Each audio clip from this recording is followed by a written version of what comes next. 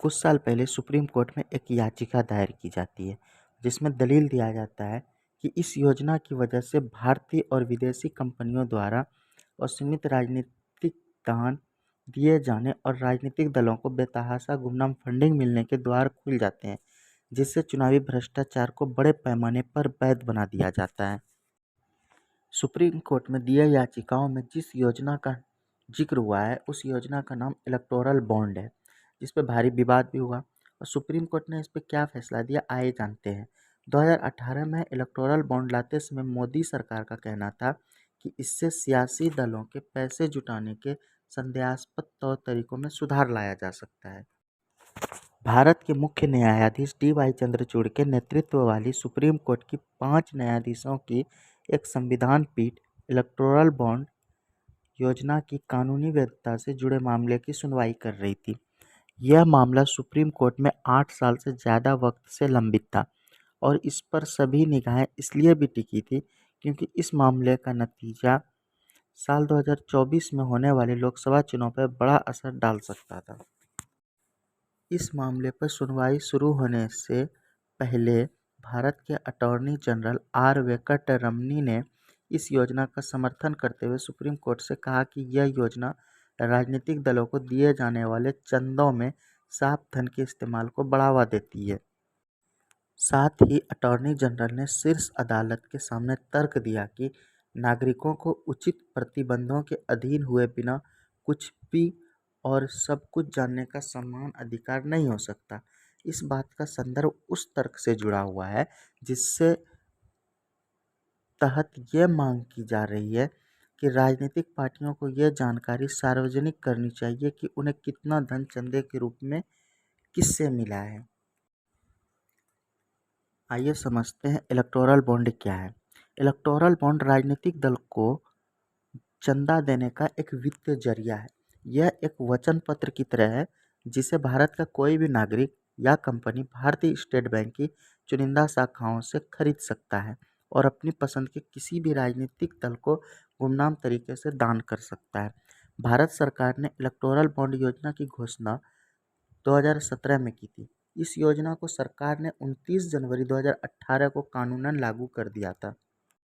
इस योजना के तहत भारतीय स्टेट बैंक राजनीतिक दलों को धन देने के लिए एक बॉन्ड जारी कर सकता है।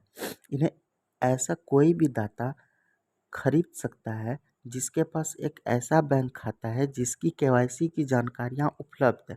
इलेक्टोरल बॉन्ड में भुगतानकर्ता का नाम नहीं होता है।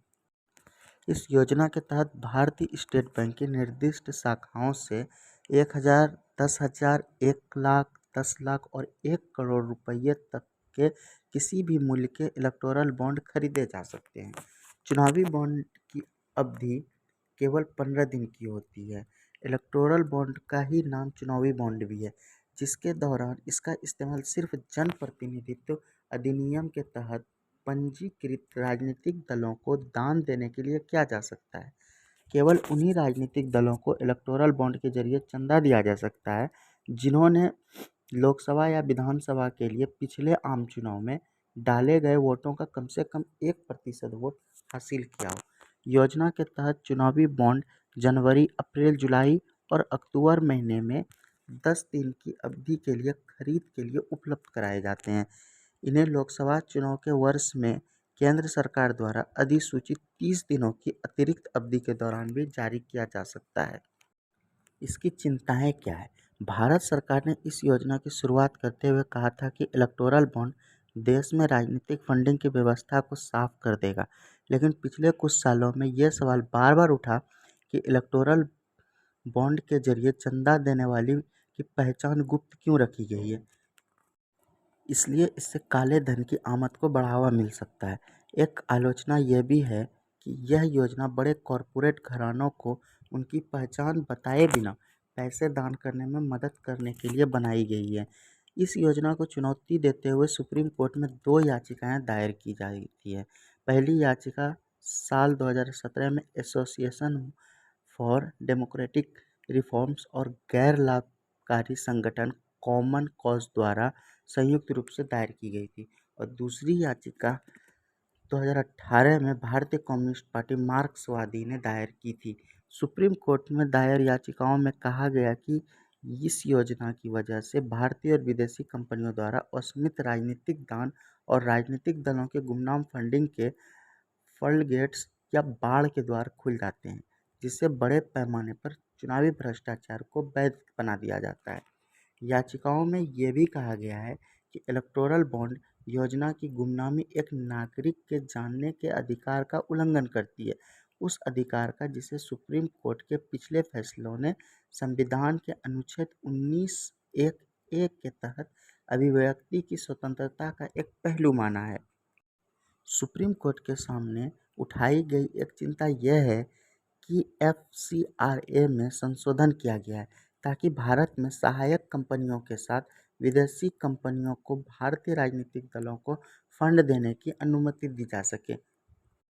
इस वजह से अपने एजेंडा रखने वाले अंतर्राष्ट्रीय लॉबिस्टों को भारतीय राजनीतिक और लोकतंत्र में दखल देने का मौका मिल सकता है। याचिकाकर्ताओं ने अपनी अधिनियम 2013 में किए गए उन संशोधनों पर भी आपत्ति उठाई है जो कंपनियों को अपने वार्षिक लाभ और हानि खातों में राजनीतिक योगदान का विवरण देने में छूट देते हैं। याचिकाकर्ताओं का कहना है कि इससे राजनीतिक फंडिंग में अपारदर्शिता बढ़ेगी और राजनीतिक दलों द्वारा ऐसी कंपनियों को अनुचित लाभ पहुंचाने को बढ़ावा मिलेगा। इलेक्टोरल बॉन्ड योजना को बजट में डाल दिया गया था, क्योंकि बजट एक मनी बिल होता है तो राज्यसभा उसमें कोई फेरबदल नहीं कर सकती। यह बात भी बार बार उठाई गई कि चूंकि राज्यसभा में सरकार के पास बहुमत नहीं था तो इस विषय को मनी बिल में डाल दिया ताकि उसे आसानी से पारित किया जा सके। तो क्या इलेक्टोरल बॉन्ड को मनी बिल के तहत पारित किया जा सकता था? इस कानूनी सवाल पर सुप्रीम कोर्ट की संविधान पीठ फिलहाल विचार नहीं करेगी, क्योंकि कब किसी विधेयक को धन विधेयक नामित किया जा सकता है, इस बात पर 7 न्यायाधीशों की संविधान पीठ पहले से ही विचार कर रही है। इस चुनावी बॉन्ड में किसे कितना फायदा पहुंचा?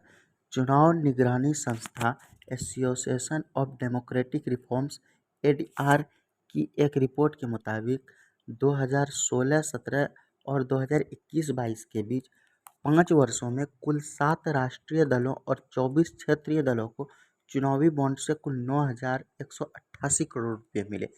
इस 9,188 करोड़ रुपये में से अकेले भारतीय जनता पार्टी को हिस्सेदारी लगभग 5,272 करोड़ रुपये मिली, यानी कि कुल इलेक्टोरल बॉन्ड के जरिए दिए गए चंदों का करीब 58% बीजेपी को मिला। इसी अवधि में कांग्रेस को इलेक्टोरल बॉन्ड से करीब 952 करोड़ रुपये मिलते हैं, जबकि तृणमूल कांग्रेस को 767 करोड़ रुपये मिलते हैं। एडीआर की रिपोर्ट के मुताबिक वित्त वर्ष 2017-18 और वित्त वर्ष 2021-22 के बीच राष्ट्र पार्टियों को इलेक्टोरल बॉन्ड के जरिए मिलने वाले चंदों में 743% की बढ़ोतरी हुई। वहीं दूसरी तरफ इसी अवधि में राष्ट्रीय पार्टियों को मिलने वाला कॉरपोरेट चंदा केवल 48% ही बढ़ा।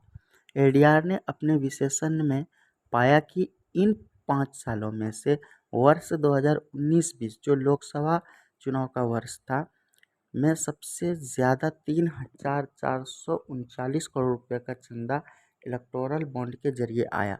इसी तरह वर्ष 2021-22 में, जिसमें कुल 11 विधानसभा चुनाव हुए अलग अलग स्टेट में, राजनीतिक पार्टियों को इलेक्टोरल बॉन्ड के जरिए करीब 2,664 करोड़ रुपये का चंदा मिलता है। अब चुनाव आयोग और आरबीआई की इसमें क्या राय है? साल 2019 में सुप्रीम कोर्ट के सामने दायर एक हलफनामे में चुनाव आयोग ने कहा था कि इलेक्टोरल बॉन्ड राजनीतिक फंडिंग में पारदर्शिता को खत्म कर देंगे और इनका इस्तेमाल भारतीय राजनीति को प्रभावित करने के लिए विदेशी कॉरपोरेट शक्तियों को आमंत्रण देने जैसा होगा। चुनाव आयोग ने यह भी कहा था कि कई प्रमुख कानूनों में किए गए संशोधनों की वजह से ऐसी सेल कंपनियों के खुल जाने की संभावना बढ़ जाएगी जिन्हें सिर्फ राजनीतिक पार्टियों को चंदा देने के इकलौते मकसद से बनाया जाएगा।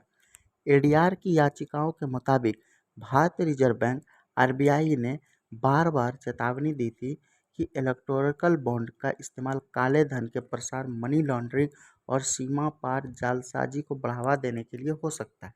इलेक्टोरल बॉन्ड को एक अपारदर्शी वित्तीय उपकरण कहते हुए आरबीआई ने कहा था कि चूंकि यह बॉन्ड मुद्रा की तरह कई बार हाथ बदलते हैं, इसलिए इनकी गुमनामी का फ़ायदा मनी लॉन्ड्रिंग के लिए किया जा सकता है।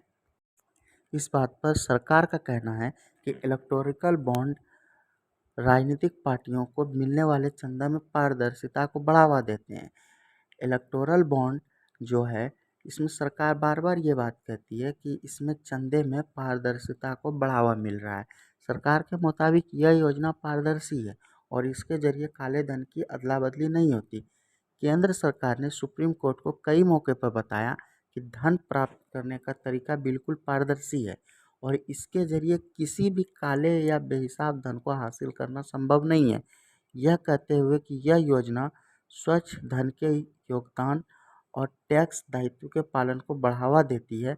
अटॉर्नी जनरल और आर वेंकटरमणी ने कहा कि इस मसले को सार्वजनिक और संसदीय बहस के दायरे में छोड़ देना चाहिए। हालांकि सुप्रीम कोर्ट ने 31 मार्च तक चुनावी बॉन्ड का डाटा साझा करने का निर्देश दिया था। साथ ही ये भी निर्देश दिया कि वह 13 अप्रैल तक अपने वेबसाइट पर जानकारी को भी साझा कर दें।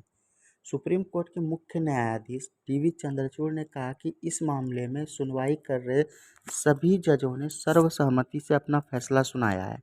केंद्र सरकार की चुनावी बॉन्ड योजना की कानूनी वैधता को चुनौती देने वाली याचिकाओं पर सीजेआई डीवाई चंद्रचूड़ का कहना है कि दो अलग अलग फैसले हैं।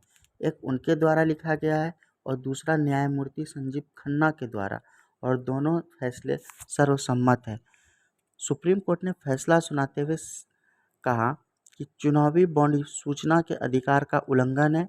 वह सरकार से पूछना जनता का कर्तव्य है। इस फैसले पर जजों की राय है।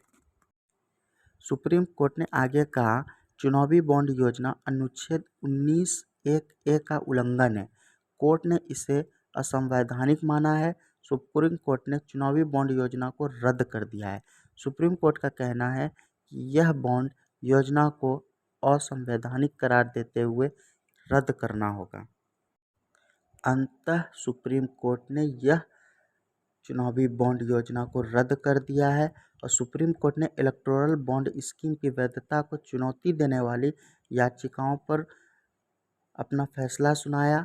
शीर्ष अदालत ने चुनावी बॉन्ड योजना की वैधता को चुनौती देने वाली याचिकाओं पर सुनवाई करते हुए कहा, काले धन पर अंकुश लगाने के उद्देश्य से सूचना के अधिकार का उल्लंघन उचित नहीं है। चुनावी बॉन्ड योजना सूचना के अधिकार और अभिव्यक्ति की आज़ादी का उल्लंघन है।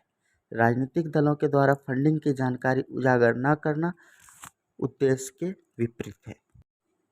सब्सक्राइब।